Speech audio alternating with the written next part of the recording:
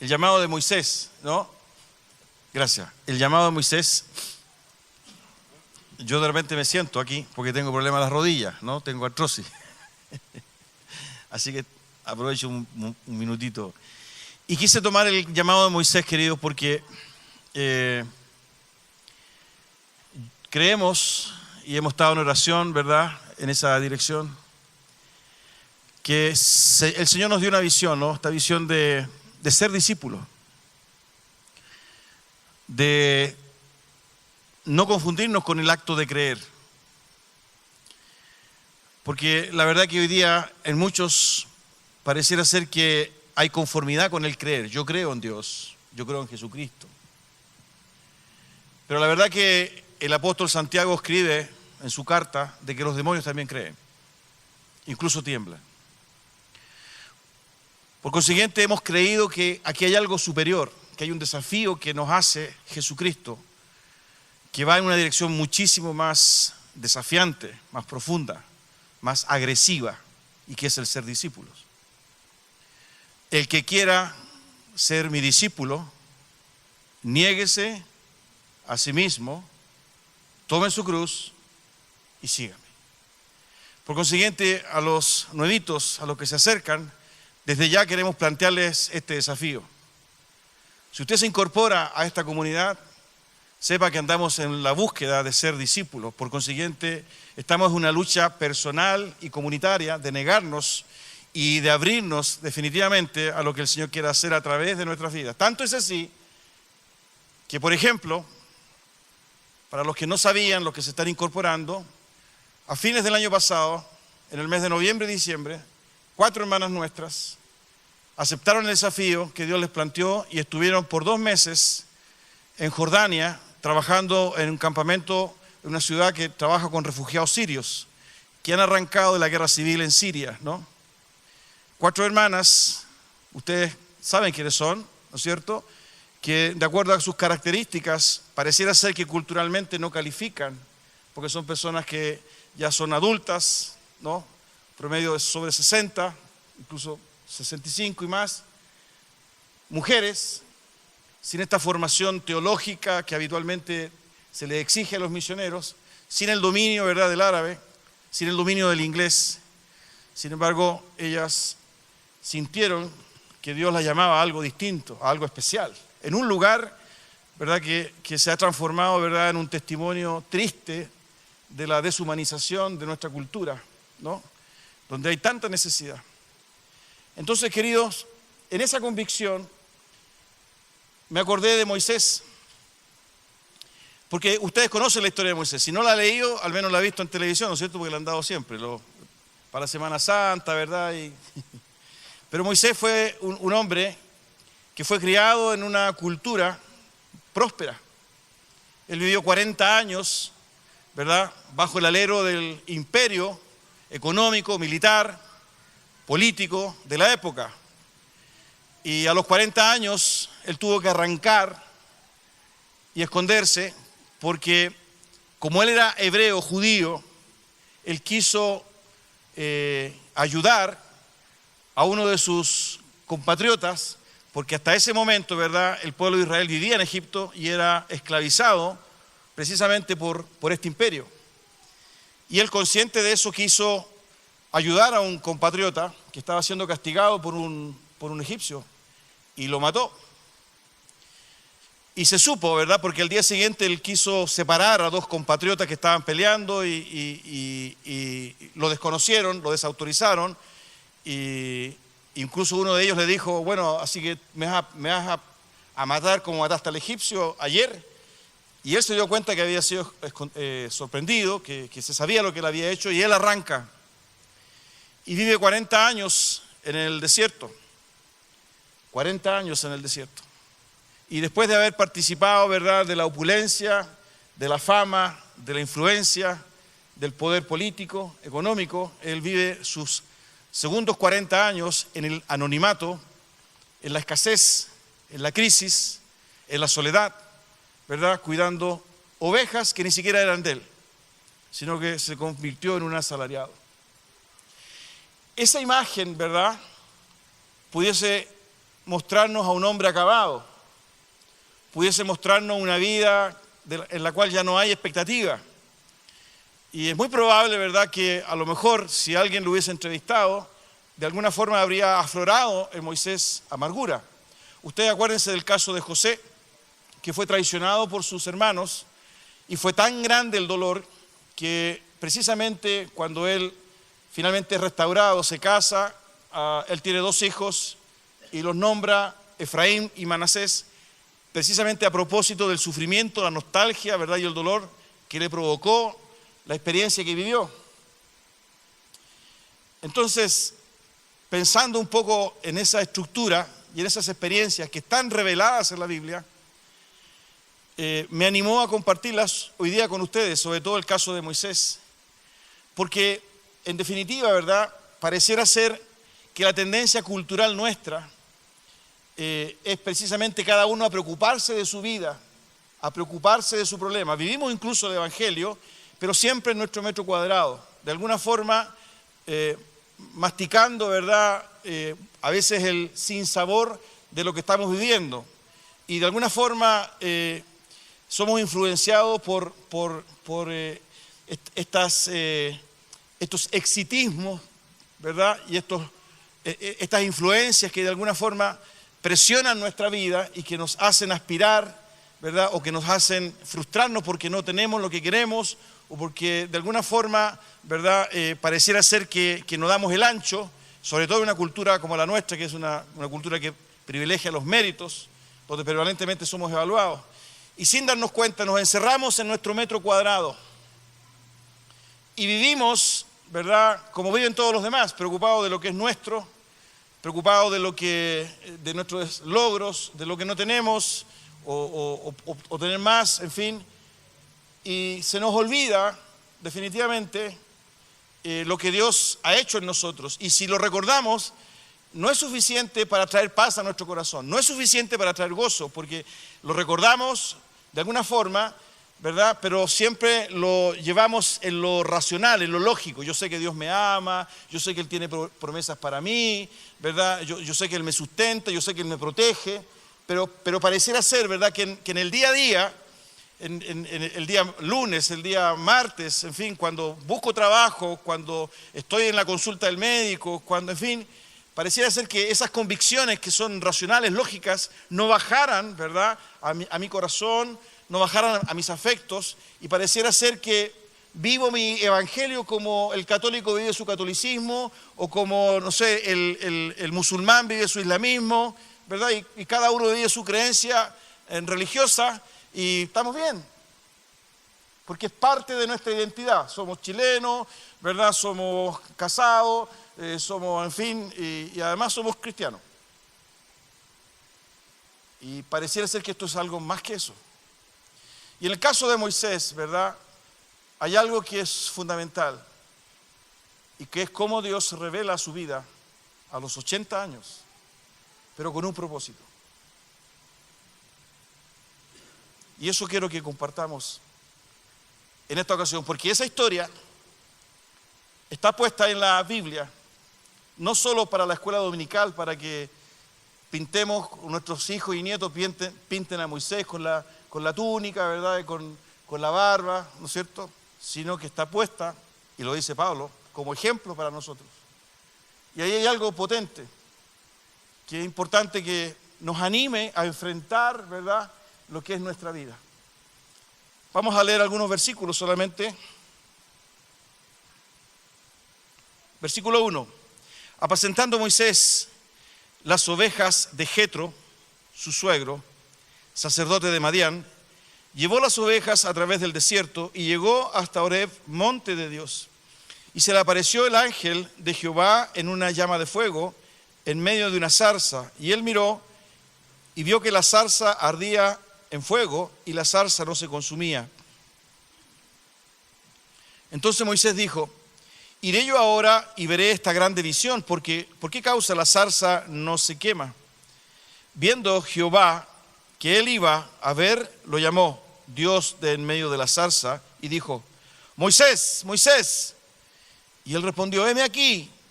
Y dijo: no te acerques, quita tu calzado de tus pies, porque el lugar en que tú estás, tierra santa es. Y dijo: yo soy el Dios de tu padre, Dios de Abraham, Dios de Isaac y Dios de Jacob. Entonces Moisés cubrió su rostro porque tuvo miedo de mirar a Dios. Dijo luego Jehová: bien he visto la aflicción de mi pueblo que está en Egipto, y he oído su clamor a causa de sus exactores, pues he conocido sus angustias. Y he descendido para liberarlos de mano de los egipcios y sacarlos de aquella tierra a una tierra buena y ancha, a tierra que fluye leche y miel, a los lugares del Cananeo, del Eteo, del Amorreo, del Fereceo, del Heveo y del Jebuseo. El clamor, pues, de los hijos de Israel ha venido delante de mí, y también he visto la opresión con que los egipcios los oprimen. Ven, por tanto, ahora, y te enviaré a Faraón para que saques de Egipto a mi pueblo, los hijos de Israel. Entonces Moisés respondió a Dios: ¿quién soy yo para que vaya a Faraón y saque de Egipto a los hijos de Israel? Y él respondió: ve, porque yo estaré contigo. Hasta ahí. Señor, en el nombre de Jesús queremos rogarte y suplicarte en esta hora que tu Espíritu Santo, Señor, pueda ministrar nuestro corazón. No solo nuestros pensamientos, Señor, no solo este intelecto, sino que también incluso nuestros afectos, nuestras emociones, nuestra intuición. A la luz de tu palabra, Señor, que tú permites que podamos accesarla, entenderla, leerla. Que surja, Señor, ese fruto maravilloso de verdadera revelación, de verdadero rema para nuestra vida en este domingo, hoy, en este lugar. Porque es tu palabra, Señor, la que nos guía, la que nos fortalece, la que nos transforma, la que nos alienta, la que nos confronta, Señor, la que nos salva. Y es tu Espíritu Santo que trae convicción de pecado. Es tu Espíritu Santo quien nos recuerda quién tú eres. Es tu Espíritu Santo quien, Señor amado, nos ayuda a entender lo que de ti hemos recibido. Es tu Espíritu Santo, Señor, que habla a nuestro espíritu. Es tu Espíritu Santo, Señor, que nos exhorta. Señor, tú conoces nuestra fragilidad, nuestra debilidad, nuestros límites, Señor, nuestros temores, nuestras vergüenzas, nuestras preocupaciones, nuestras ansiedades. Por eso que es un momento único, Señor, porque ni siquiera sabemos si en el minuto siguiente estaremos aquí, Señor. Por eso, ten misericordia, que nada ni nadie, Señor, interrumpa, Señor, la exposición, la predicación, la lectura, la meditación de tu palabra. Ni siquiera, Señor, nuestras tensiones, amado Dios, gracias. Tú sabías que íbamos a estar acá en este lugar hoy. Tú eres dueño de todo, Señor, del tiempo, del espacio. Y en esa convicción, Señor, nos acercamos confiadamente en el nombre de Jesús a tu trono de gracia para que nos ayudes, Señor. Santo eres, bendito Dios, maravilloso eres, lento para la ira y grande en misericordia. Nos encomendamos a ti en el nombre de Jesús.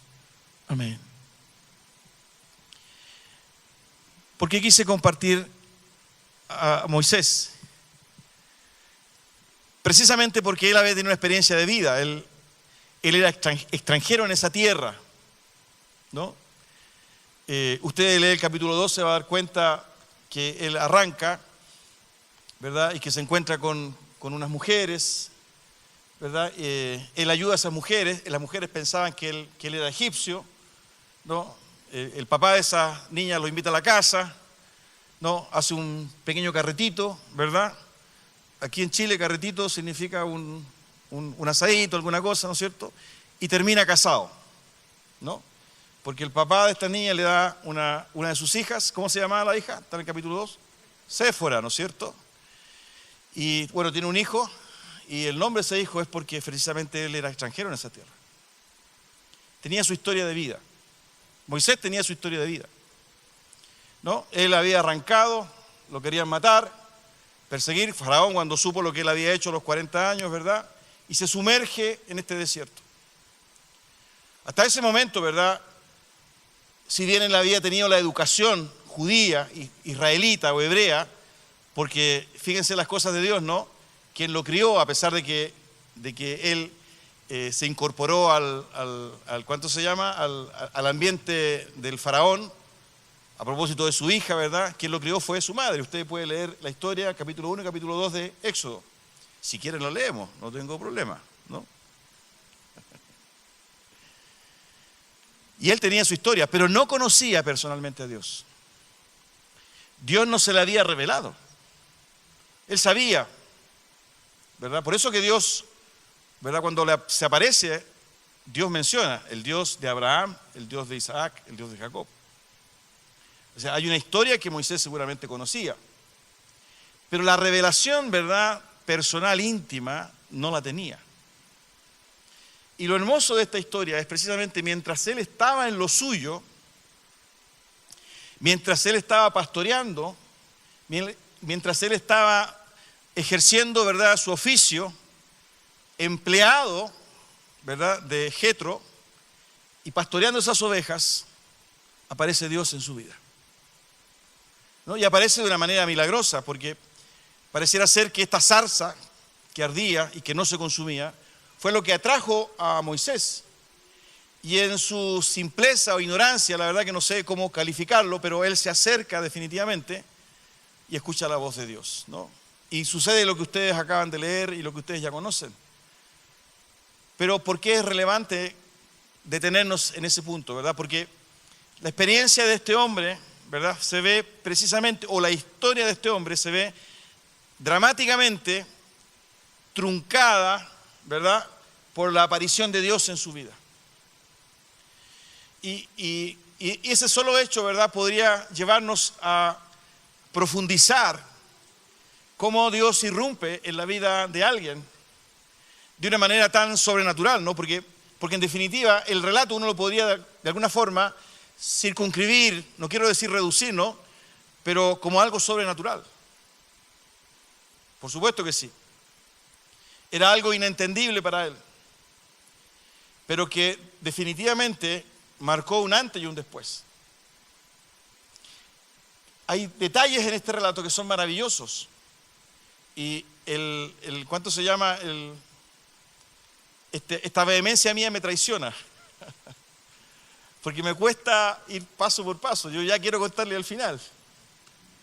Pero, por ejemplo, un tremendo detalle que hay ahí y que muestra definitivamente lo que estaba viviendo ese hombre en ese momento es la vara que él llevaba. Esa vara, porque era pastor, ¿no es cierto?, no podía llevar un sable, no podía llevar la pistola no existía en ese tiempo, ¿no es cierto? No. Pero llevaba una vara.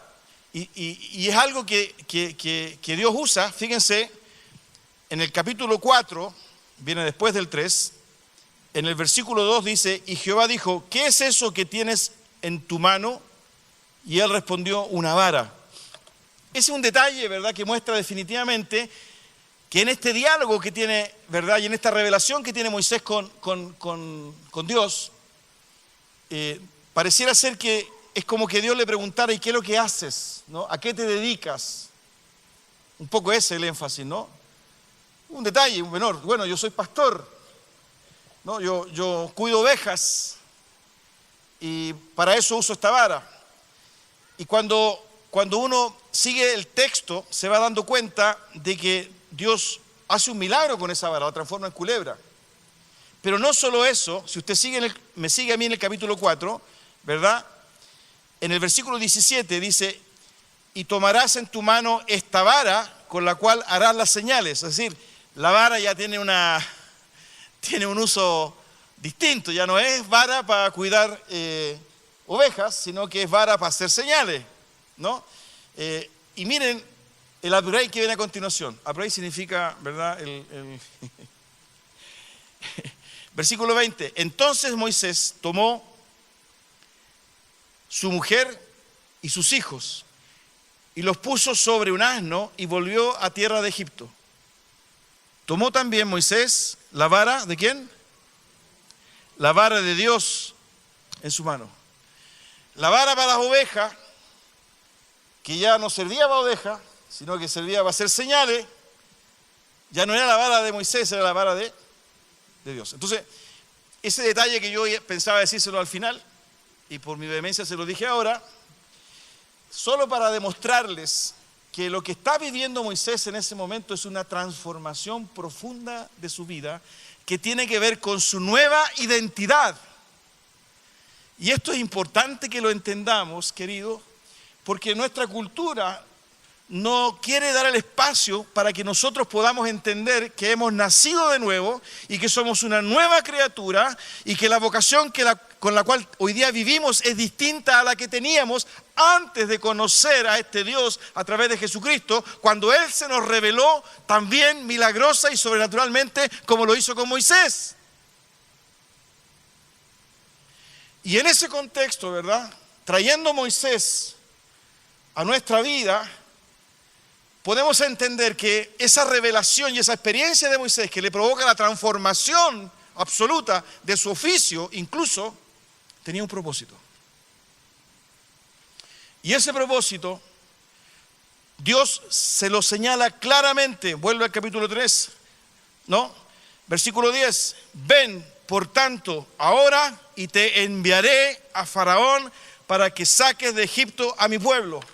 Ven, te enviaré. Por consiguiente, hermanos queridos, estamos entrando en el año, entrando en la rutina, en lo cotidiano, las clases, el trabajo, en los balances, etcétera, etcétera, etcétera.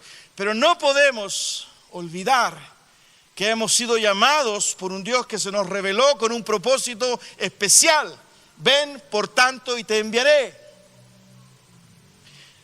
Y esa dimensión de vida debiera hacernos mirar, ¿verdad?, nuestro presente y nuestro futuro de una manera muy, muy distinta.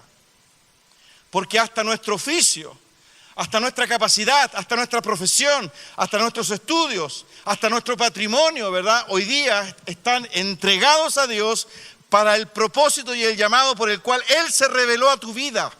Y Dios se reveló a Moisés porque había un propósito para él. No se reveló, ¿verdad? Dios no se reveló a Moisés para que Moisés lo adorara y lo contemplara, ¿no? Y se extasiara, ¿no?, todos los días mirando a Dios. No es así. Eso es lo que nos han hecho creer, ¿no? Y muchas veces nuestra vida religiosa se conforma con ese éxtasis. ¿Cómo estuvo la reunión? Hermosa. No, me emocioné tanto, sentí la presencia del Señor. Pero en la semana, ¿verdad?, nuestra vida se sumerge en lo que viven todos, con la angustia de todos, con la ansiedad de todos, con el temor de todos, haciendo como lo hacen todos, rajuñando y defendiendo mi metro cuadrado, sin comprender que esa revelación de Dios que alcanzó tu vida de manera sobrenatural, cuando tú te diste cuenta, ¿verdad?, que Dios te amaba, cuando te diste cuenta que Jesucristo había muerto en la cruz por tus pecados, cuando te diste cuenta que Dios hacía todo de nuevo, es porque hay un propósito y un llamado en tu vida, como lo hubo en Moisés. Ven, por tanto, te enviaré. Ven, por tanto, te enviaré. Fíjense que si usted revisa el diálogo de Moisés y Dios, usted se va a dar cuenta, ¿verdad?, cómo Moisés se opuso a esto, resistió a esto. Y miren, vamos versículo por versículo. Hay 5 excusas de Moisés. En el versículo 11, entonces Moisés respondió a Dios: ¿quién soy yo para que vaya a Faraón y saque de Egipto a los hijos de Israel? ¿Quién soy yo? Versículo 13, dijo Moisés a Dios: he aquí que llego yo a los hijos de Israel y les digo: el Dios de vuestros padres me ha enviado a vosotros. Si ellos me preguntaren cuál es su nombre, ¿qué les responderé? En el fondo Moisés dice: ¿y qué les voy a decir?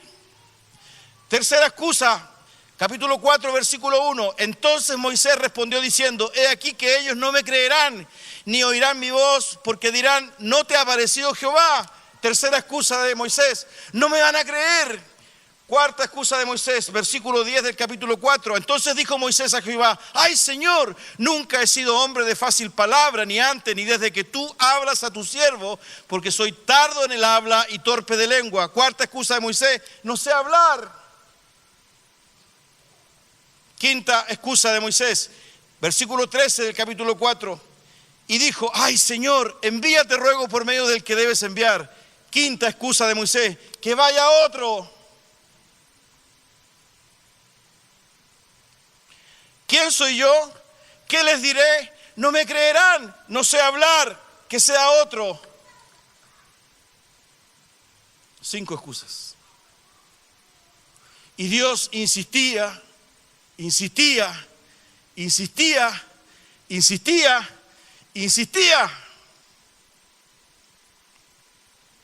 Es un diálogo profundo, donde Dios materializa su revelación, ¿verdad? Con un llamado, porque hay otros, fíjense esta cadena, ¿verdad? Porque nosotros somos parte de una cadena, somos un eslabón, porque habían otros que necesitaban escuchar de Dios. ¿Acaso Dios no podría haber ido a Egipto y toma a su arcángel, Miguel, Gabriel, ¿verdad? A sus huestes angelicales, así como las películas, ¿no es cierto? El Thor y no sé cuántas otras cosas más, estas películas medias fantasiosas. Moisés no quiere. Ese es el desafío.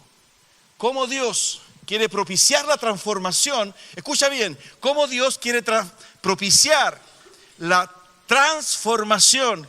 ¿Cómo Dios quiere hacer la transformación a través tuyo? A través mío.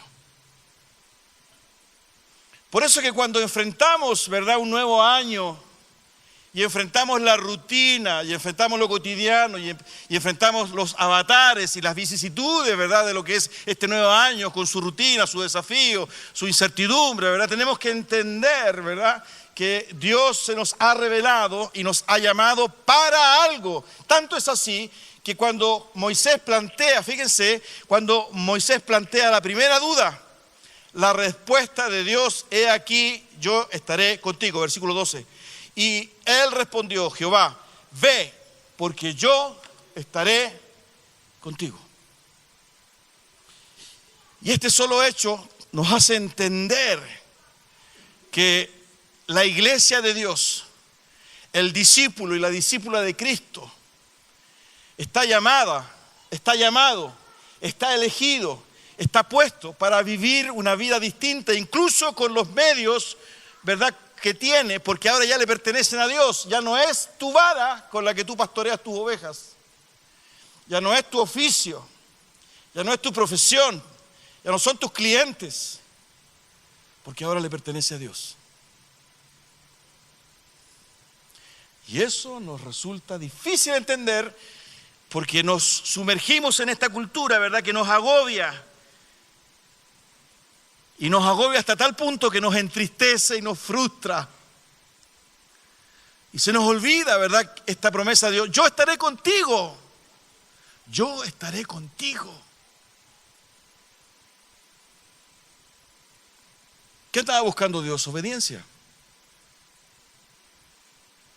Obedéceme.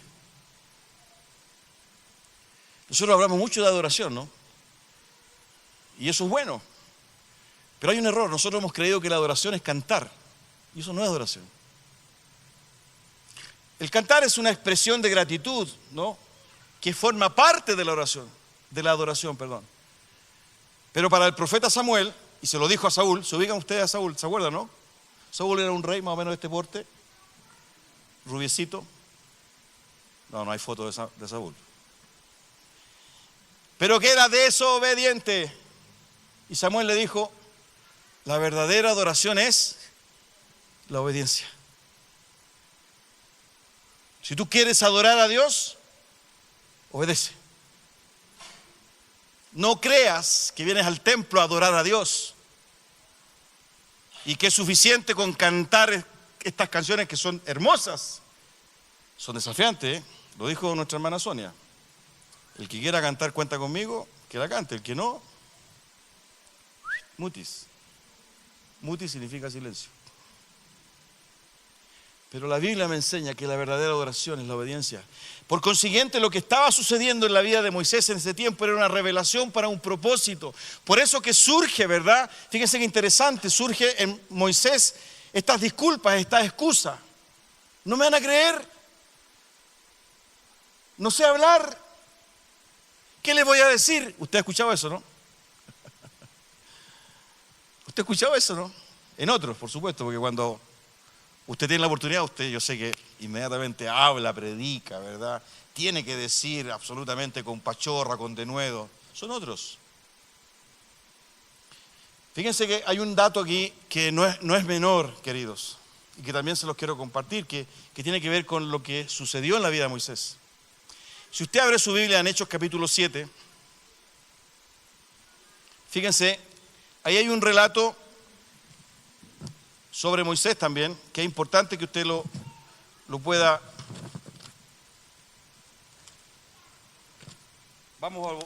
No pierda Éxodo porque podemos volver, ¿no? Pero fíjense en Hechos capítulo 7.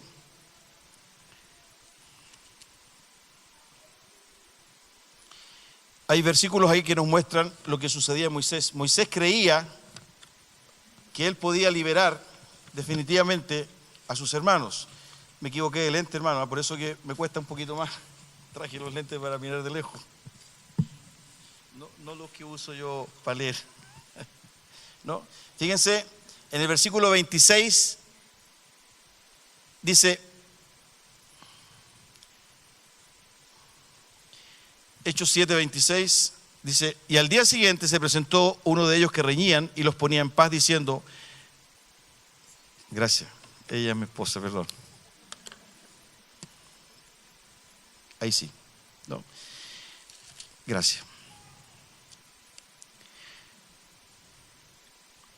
Perdón, no era el 26, ¿ves? Me he equivocado. Versículo 20 en adelante, Hechos 7, 20 en adelante, ¿no? Dice, en aquel mismo tiempo nació Moisés y fue agradable a Dios y fue criado 3 meses en casa de su padre. Versículo 21 de Hechos 7 dice, pero siendo expuesto a la muerte, la hija de Faraón le recogió y lo crió como a hijo suyo. Y fue enseñado Moisés en toda la sabiduría de los egipcios y era poderoso en sus palabras y obras. Fíjense, poderoso en sus palabras y obras. Cuando hubo cumplido la edad de 40 años, le vino al corazón el visitar a sus hermanos, los hijos de Israel. Y al ver a uno que era maltratado, lo defendió e hiriendo al egipcio, vengó al oprimido. Pero él, este versículo es clave, el 25. Pero él pensaba que sus hermanos comprendían que Dios les daría libertad por mano suya. Mas ellos no lo habían entendido así. Fíjense que eso expresa que cuando Moisés defiende a su compatriota a los 40 años y a propósito de que era poderoso en palabra y obra, ¿verdad? Él pensaba que todo su conocimiento, toda su influencia, ¿verdad? Todo su patrimonio, todos sus contactos era suficiente o le permitían a él o le podrían permitir ayudar a sus hermanos. Y pasó lo que pasó. Pasó esos 40 años en el desierto, viviendo la escasez, la carencia, el anonimato, la soledad y todo lo que significa vivir en el desierto. Y cuando Dios se le revela, ¿verdad? Y Dios le dice que lo quiere enviar a Egipto, la primera reflexión de Moisés es, ¿quién soy yo para ir? Es decir, algo había ocurrido en el mundo interior de este hombre, que después de haber pensado y creído que él era la persona, ¿verdad? Que él el que tenía los contactos y la influencia, a los 40 años o a los 80 años, su reflexión personal, ¿verdad?, respecto de sí mismo era distinto. ¿Quién soy yo?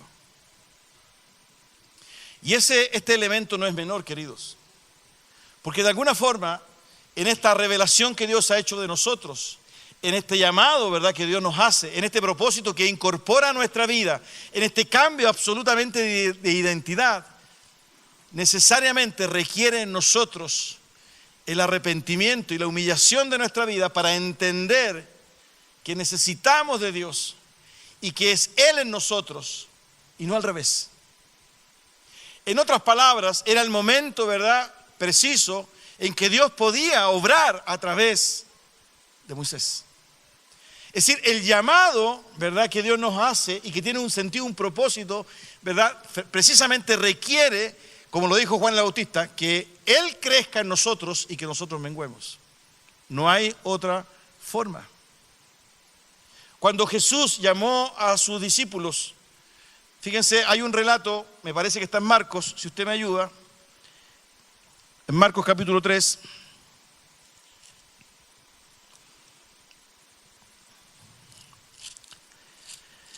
Hay una parte donde se refleja precisamente capítulo 3, versículos 13 y 14. Dice, después subió al monte y llamó así a los que él quiso y vinieron a él. Y estableció a 12. Fíjense para qué. Dos cosas menciona el versículo 14. Para que estuviesen con él y para enviarlos a predicar. Para que estuviesen con él y luego enviarlos a predicar. Para que estuviesen con él. Esa expresión, para que estuviesen con él, tiene que ver precisamente con la revelación y la transformación que estos hombres debían experimentar en sus vidas. Y esa transformación en la vida de ellos solo era posible en la medida que más tiempo estuviesen con Jesús, para que estuviesen con él. Y luego podían predicar. Fíjense que esta sencilla reflexión, ¿verdad?, de alguna forma está avalada por la experiencia, ¿verdad?, de los 70. Si usted abre su Biblia ahora en Lucas, capítulo 10.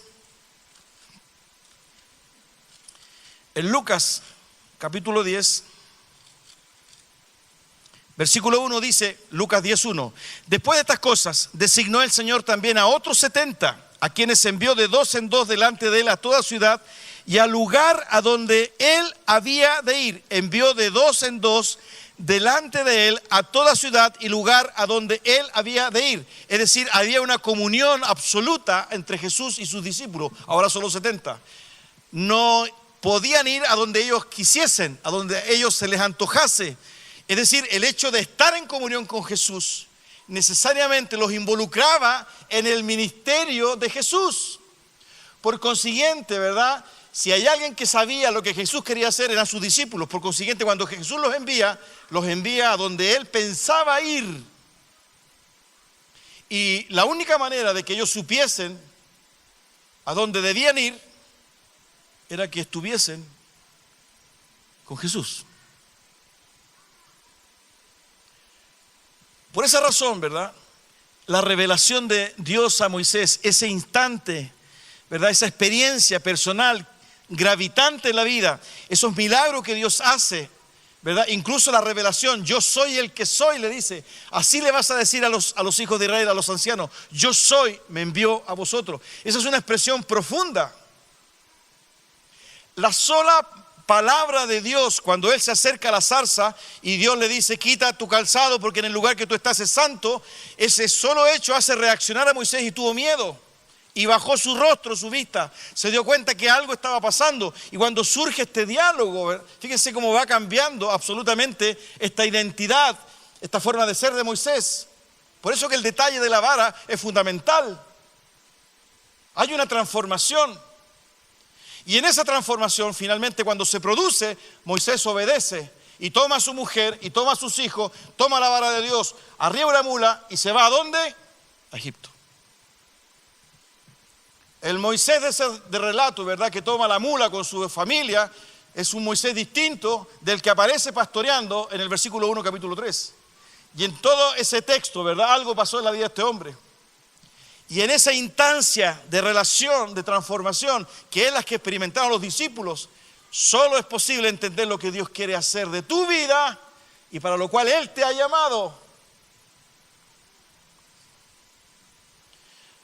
Y eso nos debe enseñar, ¿verdad?, que hemos sido llamados a algo activo, dinámico, no contemplativo.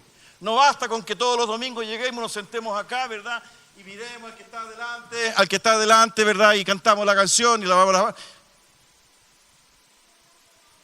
Si tú piensas que has sido llamado a eso, no. Afuera es donde tenemos que vivir esta experiencia. Hemos sido llamados para vivirlo allá afuera. Ahí en la sala de clases, ahí en el condominio, ahí en el edificio donde tú vives, tu compañero de trabajo, tu jefe, tus clientes, allá. Porque Dios se te reveló en una zarza. Porque Dios te llamó. Cuando tenías una opinión de ti mismo, ¿verdad?, tan reducida y tan mínima, ¿quién soy yo? Fíjense cómo se miraba a sí mismo Moisés, ¿quién soy yo? Pero para Dios no era lo mismo. Tú eres profundamente valioso y Dios se te reveló a ti, ¿verdad? Porque eres maravilloso a los ojos de Dios. Eres maravillosa. Y se te reveló con un propósito, y a pesar de verdad que has vivido 40 años en el desierto como Moisés, hay algo que Dios quiere hacer a través tuyo. Hay una transformación de un grupo de personas, de una cultura, de una sociedad, ¿verdad? Que se quiere gatillar, que Dios quiere gatillar, transformación a través tuyo. Por eso que comenzar el año, ¿verdad? Y sumergirnos en la misma actitud de aquellos que no conocen a Dios es desobediencia, es rebelión, es no haber entendido nada, ¿verdad? Lo que Dios hizo en tu vida y para lo cual Dios te ha llamado. Porque eres un ingeniero como cualquier otro, eres un abogado como cualquier otro, eres un mecánico como cualquier otro, eres un jardinero como cualquier otro. ¿Cuál es la diferencia? ¿Cuál es la diferencia? De esta forma, ¿verdad? Las promesas de Dios se hacen vida en nosotros. Porque de lo contrario somos iguales, solo que conocemos algunas canciones y que nos reunimos en un lugar, ¿verdad? En la Avenida Las Condes 9905, como hay otros que se reúnen, ¿verdad? En el Valijay y otros se reúnen en el Bajay, ¿no es cierto? En Peñalolén. Todos se reúnen, porque todos tienen espiritualidad, todos tienen religiosidad, ¿verdad? Es algo que forma parte del hombre. Mira, ¿qué es lo que nos quieren enseñar? Bajo el concepto muchas veces manipulado, engañoso, de la tolerancia. Yo no quiero predicar sobre intolerancia, no estoy hablando de eso, sino que de alguna forma eso nos adormece y nos sumerge, ¿verdad?, en una corriente de vida que nos marca la diferencia. Porque lo que estamos viendo de Moisés es algo traumático en el sentido de que absolutamente revolucionario, novedoso. Es la distancia que hay, ¿verdad?, entre el norte y el sur, entre el este y el oeste. La radicalidad de Dios. Por eso que el 2018, ¿verdad?, hemos creído, y así queremos de alguna forma vivirlo, que esta concepción de discipulado tiene que plasmarse en algo concreto. Si tú crees, o tú has creído que has sido llamado para vivir este discipulado, busquemos juntos este año, ¿verdad?, el obedecer al llamado a través de algo concreto en nuestra vida, porque hemos sido llamados no para contemplar, ni para vivir permanentemente extasiados, emocionados, sino porque hay un llamado. Y a pesar de la opinión que podamos tener de nosotros mismos, Dios cree que sí podemos. Jesús se lo dijo a los discípulos, vosotros sois. La Biblia, ¿verdad?, es maravillosa, es transversal en sus enseñanzas y principios. Jesús se lo dijo a sus discípulos, vosotros sois la sal de la tierra. Vosotros sois la luz del mundo. Que vean vuestras buenas obras para que glorifiquen a vuestro Padre que está en los cielos. Que vean vuestras buenas obras.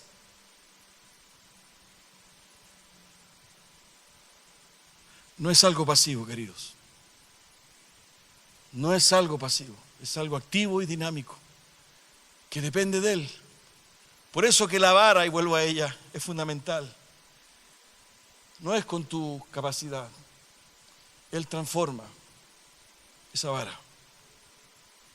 Como siempre lo digo, no es lo mismo ser un mecánico cristiano que ser un cristiano que estudió mecánica. No es lo mismo ser una enfermera cristiana que una cristiana que estudió enfermería. Tiene que ver con la vocación. Para eso fuiste llamado. Para eso fuiste llamada.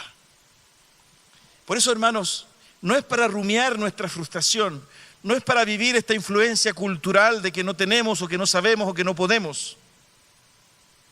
Aquí hay algo que es superior, que solo lo podemos discernir y vivir a través de la fe. Y si hay algún conflicto en nosotros, es probablemente una crisis de fe.